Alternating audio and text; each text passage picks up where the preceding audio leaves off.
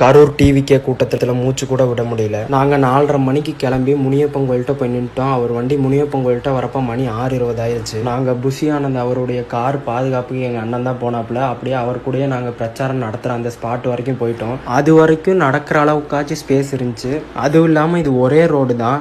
இது நீங்கள் திருச்சியில் பார்த்தீங்கன்னா இதோட கூட்டம் வந்துச்சு. திருச்சியில் ஆனால் எங்கிட்ட பூந்தாலும் வெளில போயிடலாம். இது ஒரே ரோடுனால மக்களால் வெளியவும் போக முடியல. விஜய்னா ரவுண்டான வரைக்கும் கை காமிச்சிட்டு தான் வந்திருக்காரு. அவர் ரவுண்டானத்தில் யாரும் கிஃப்ட் கொடுக்குறேன்னு போய் கீழே விழுந்தனால அவர் வேன் உள்ள போக சொல்லிட்டாங்க. வேன் உள்ள போனனால அவரை யாருமே பார்க்கல. ரவுண்டானத்துலேருந்து பிரச்சாரம் நடக்கிற இடம் வரைக்குமே அவர் உள்ளதாக இருந்தார். அவர் வெளியே வந்திருந்தா கூட அந்த கூட்டம் கொஞ்சம் அப்படியே போயிருக்கும். அவர் உள்ளே இருந்தனால அவரை நோக்கி எல்லாருமே வர ஆரம்பிச்சிட்டாங்க பிரச்சாரம் நடக்கிற இடத்துக்கு. அந்த இடம் அதனாலேயே ரொம்ப கூட்டமாயிருச்சு.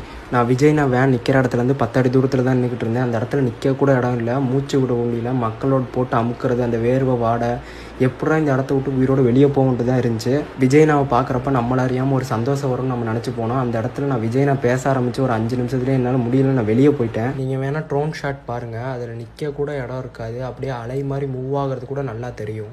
என்னடா இவ்வளோ பில்டப் பண்ணுறானேன்னு நீங்கள் நினைக்கலாம். அந்த இடத்துல இருந்தவங்களுக்கு இது புரியும்.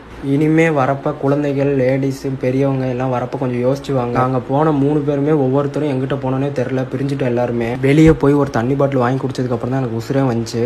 என் கண்ணு முன்னாடி 4 பேர் மயக்கம் போட்டாங்க. 2 பேர் தூக்கிட்டு ஓடுறாங்க மயக்கம் போட்டு. ஃபிக்ஸ் வந்தெல்லாம் தூக்கிட்டு ஓடுறாங்க. ஃபோனில் சிக்னலும் இல்லை. வெளியே முனியப்பன் கோயில்கிட்ட வந்ததுக்கப்புறம் தான் சிக்னலே கிடச்சிது. அதுக்கப்புறம் எப்படியோ 3 பேரும் ஒன்றாகி வீட்டுக்கு சேஃபாக வந்துட்டோம். அந்த இறந்த 39 பேருக்கும் ஆன்மா சாந்தி அடையணும். ஆஸ்பத்திரியில் ட்ரீட்மெண்ட் பார்க்குறவங்க எல்லாரும் சீக்கிரம் குணமடைந்து வரணும்னு ஆண்டவனை பிரார்த்தித்து இந்த வீடியோ முடிச்சுக்கிறேன். எல்லாரும் சேஃபாக இருங்க.